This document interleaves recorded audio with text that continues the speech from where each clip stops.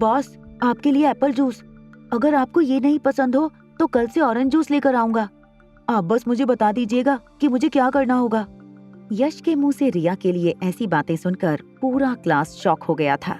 अचानक ही पूरी क्लास में शांति के बीच मिश्का के जोर जोर से रोने की आवाज आने लगी। अभिषेक की इस बात पर गुस्सा होते हुए रिया ने अपने दोनों हाथ अपनी कमर पर रख दिए और अभिषेक से कहा, जो अपने परिवार का नाम आगे करके किसी भी चीज पर अपना हक जमाता है। और देखते हुए रिया ने काफी डेयरली यश से कहा, उस इंसान को अपनी काबिलियत पर भरोसा नहीं होता। ये बात मुझे बलबीर सर ने समझाई थी। अपनी छाती पर हाथ मारते हुए यश ने रिया से कहा, तुम एक छोटी बच्ची हो, तुम कैसे बॉस बन सकती हो? मेरी तरफ देखो, मैं एक पावरफुल यंग लड़का हूँ, तुम मेरा मुकाबला नहीं कर सकती। चलो अब मुझे बॉस कहो। और अगर मैं ऐसा ना करूँ तो क्या सिर्फ यंग लड़के ही प्ले एरिया की बॉस बन सकते हैं? रिया की इस बात पर हंसते हुए यश ने कहा, हाँ, अगर तुम मेरी तरह एक यंग डैशिंग लड़का बन जाओ तो तुम बन जाओगी इस प्ले एरिया की बॉस। ये कहते हुए यश खुद में ही हंसने लगा। यश की इस बात को पकड़ते हुए रिया ने यश से कहा, देखो, अगर मैंने ऐसा कर दिखाया तो फिर तुम्हें अपने प्रॉमिस पर बने रहना पड़ेगा। यश 8 साल का लड़का था। उसे ये बात पता थी कि कोई भी लड़का चाहकर भी लड़की नहीं बन सकता था और कोई भी लड़की चाहकर भी लड़का नहीं बन सकती थी। इसलिए हंसते हुए उसने रिया के चैलेंज को एक्सेप्ट करते हुए कहा, ठीक है, अगर तुम लड़का बन गई तो मैं तुम्हें बॉस कहकर बुलाऊंगा, और अगर तुम अपने आप को लड़के में नहीं बदल पाई तो फिर तुम मुझे बॉस कहोगी और हमेशा के लिए मेरी असिस्टेंट बन जाओगी। दोनों बच्चों ने प्रॉमिस लेते हुए एक दूसरे से हाथ मिला लिया। अभिषेक ने रिया का हाथ खींचकर उसे धीरे से कान में कहा, देखो, मैंने सुना है कि कोई भी लड़की कभी भी लड़का नहीं बन सकती और कोई भी लड़का कभी भी लड़की नहीं बन सकता। ये बेट लगाकर तुम जरूर हार जाओगी। इस बेट से पीछे हट जाओ, इस प्रॉमिस को कैंसिल कर दो। बड़े ही प्यार से धीमी आवाज में रिया ने अभिषेक से कहा, मेरे पास एक रास्ता है, तुम चिंता मत करो। मल्होत्रा हाउस। शाम को जब सब लोग डिनर कर रहे थे तब रिया ने जल्दी जल्दी अपना डिनर फिनिश करके अंजलि मामी के सामने बहाना बनाया कि उसे एक होम असाइनमेंट कंप्लीट करना है। ये कहकर रिया अपने कमरे में चली गई।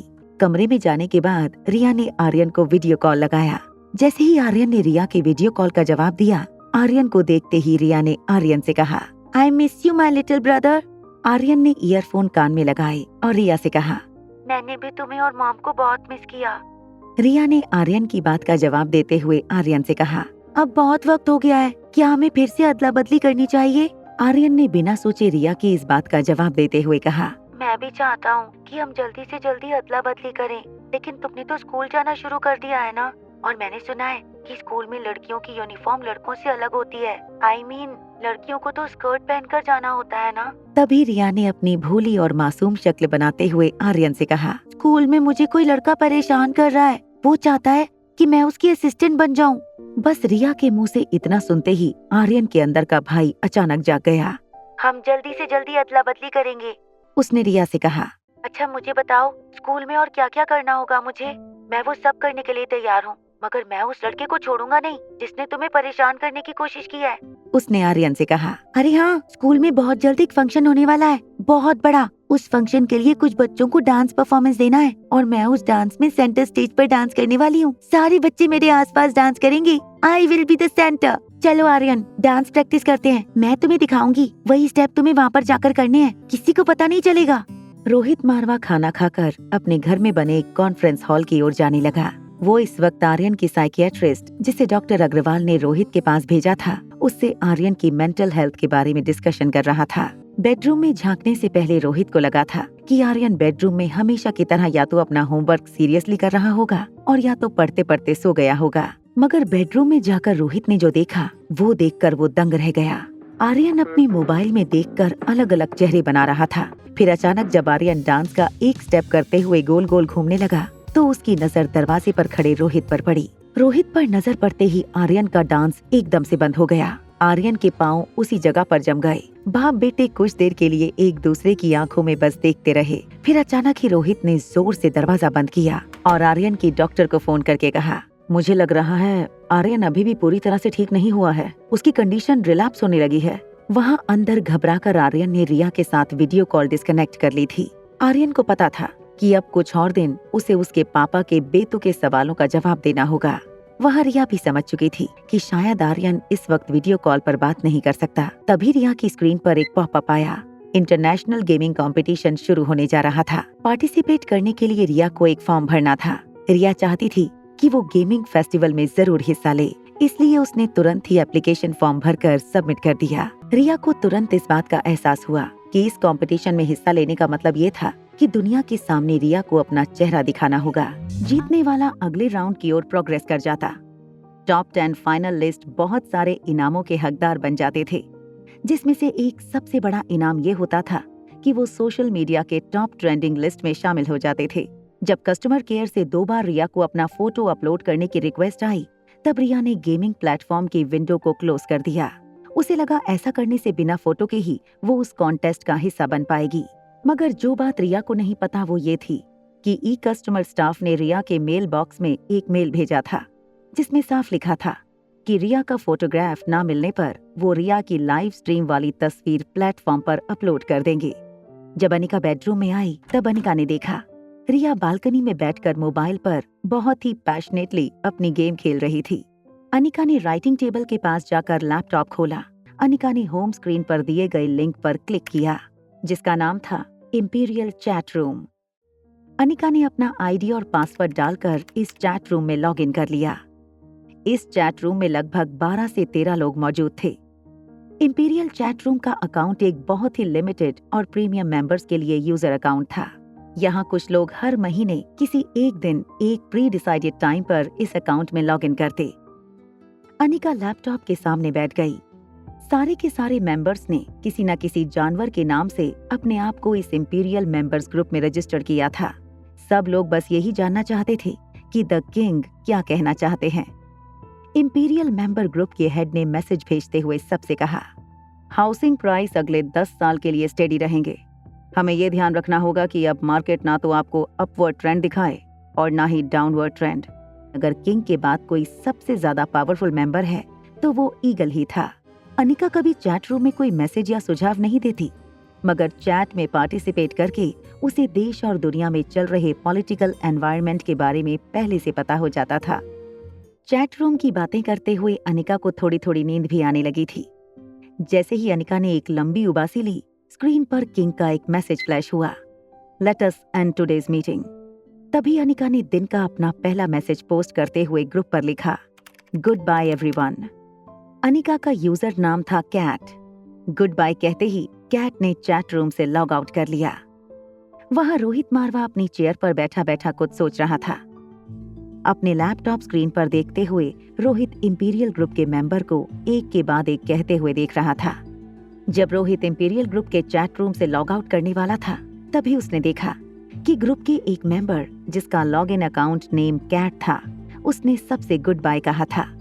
कैट इससे पहले कई चैटिंग सेशन से बिल्कुल खामोश थी। अचानक ही उसकी आईडी से ये मैसेज जब आया तो रोहित को कुछ अजीब लगा। ये सोचते हुए रोहित ने चैट रूम से लॉग आउट कर दिया। रोहित बेडरूम में सो रहा था। तभी अचानक ही रोहित के शरीर पर एक ठंडी लहर का एहसास हुआ। रोहित ने जब धीरे से आंखें खोलकर देखा तो वो हैरान हो गया। बेडरूम का दरवाजा अपने आप खुलने लगा। दरवाजे से एक मध्यम कद की लड़की चेहरे पर घूंघट ओढ़े रोहित के पास चली आ रही थी। उस लड़की ने शादी का जोड़ा पहन रखा था और सर से पांव तक गहनों से सजी हुई थी। लड़की धीरे से रोहित के पास आकर बैठ गई। रोहित ये देखकर हैरान हो गया कि शादी के जोड़े में जो लड़की अभी अभी उसके बेडरूम में आई थी, वो और कोई नहीं बल्कि अनिका थी। जैसे ही अनिका रोहित के पास आने लगी, रोहित की सांसें तेज होने लगीं। अचानक ही रोहित की आंखें खुल गईं। अगले दिन सुबह मल्होत्रा हाउस में रिया ने अपनी छोटी मम्मी से जिद की कि आज स्कूल जाने से पहले वो उसे बलबीर सर की एकेडमी ले जाए। श्रेया ने जब रिया से पूछा कि वो ऐसा क्यों करना चाहती है, तो बहाना बनाते हुए रिया ने कहा कि उसकी मुम्मा का एक पार्सल बलबीर सर तक पहुंचाना है। श्रेया को पता था कि इस वक्त अनिका को नींद से उठाकर इस बात को कंफर्म करना कितना रिस्की हो सकता था। श्रेया रिया को लेकर बलबीर सर की एकेडमी चली गई। श्रेया को वेटिंग एरिया में छोड़कर रिया अंदर चली गई। एकेडमी में आर्यन पहले से रिया का इंतजार कर रहा था। रिया और आर्यन ने जल्दी से अपने कपड़े आपस में बदल लिए, लेकिन इस वक्त आर्यन के मन में सिर्फ एक ही चीज चल रही थी, उसकी बहन को जिस लड़के ने परेशान कर रखा था, उसे ऐसा सबक सिखाना कि वो जिंदगी भर याद रखे।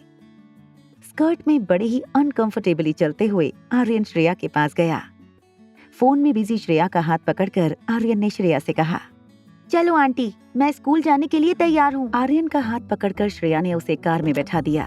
स्कूल आते ही श्रेया ने आर्यन को स्कूल के गेट पर सिक्योरिटी गार्ड के हवाले किया और फोन पर बात करते हुए फिर से कार में बैठकर चली गई। आर्यन चुपचाप स्कूल के स्टाफ को देख रहा था। जैसे ही आर्यन क्लासरूम में पहुंचा, मिष्का दौड़कर आर्यन के पास आई और उससे कहने लगी, आज यश तुम्हें छोड़ेगा नहीं, तुम देख लेना, आज तो तुम जरूर रोते हुए चिल्लाने लगोगी। आर्यन ज्यादा बातें करने वाला बच्चा नहीं था, इसलिए वो सिर्फ गुस्से से मिष्का की ओर देखने लगा।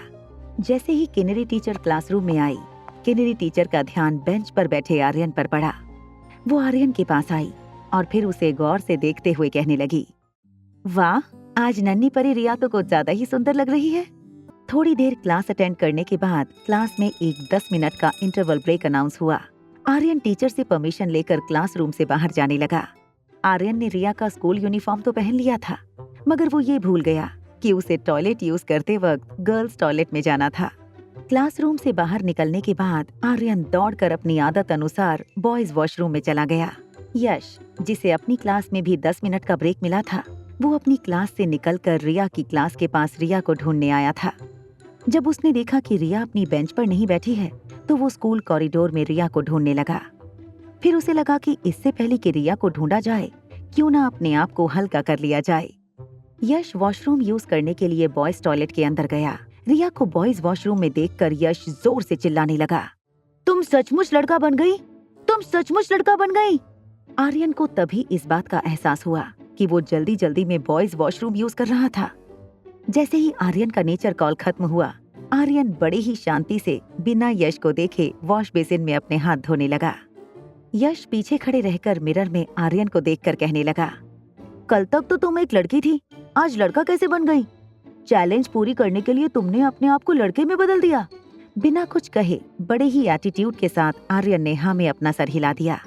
अपने दोनों हाथ हवा में उठाकर यश आर्यन से पूछने लगा, क्या तुम सचमुच इतनी शक्तिशाली हो कि अपने आप को लड़के में बदल सकती हो? तो फिर क्या तुम फिर से कल लड़की बनना चाहो तो लड़की भी बन सकते हो? हल्की सी स्माइल देते हुए आर्यन ने फिर से यश के इस सवाल पर हाँ में सर हिला दिया। आर्यन का जवाब देखकर यश अपने आप पर कंट्रोल नहीं कर पा रहा था। यश अपने दोनों हाथ आर्यन के सामने झुकाकर कहने लगा, मैं कबूल करता हूँ कि आज से तुम मेरे बॉस हो और मैं तुम्हारा असिस्टेंट। और फिर यश को उसके हाल पर छोड़कर आर्यन फिर से अपनी क्लास में चला गया। जैसे ही आर्यन क्लास में अपनी सीट पर जाकर बैठा, मिष्का आकर आर्यन की आंखों में देखने लगी, मगर वो ये जानकर हैरान हो गई कि आर्यन की आंखें तो बिल्कुल सूखी थीं। दरअसल जब मिष्का ने ये देखा था कि यश रिया को पागलों की तरह पूरी स्कूल में ढूंढ रहा था, तो उसे इस बात का यकीन हो गया था कि जब भी रिया उसे बाहर मिलेगी, यश उसे ऐसा सबक सिखाएगा कि रिया रोते हुए क्लास के अंदर आएगी। मगर इस वक्त रिया की आंखों में उसे पानी की एक बूंद भी नजर नहीं आई, जो देखकर मिष्का हैरान हो गई। इतना ही नहीं, कुछ देर बाद यश दौड़कर क्लासरूम के अंदर आया और रिया की टेबल पर एप्पल जूस रखते हुए बोला, बॉस, आपके लिए एप्पल जूस। अगर आपको ये नहीं पसंद हो तो कल से ऑरेंज जूस लेकर आऊंगा।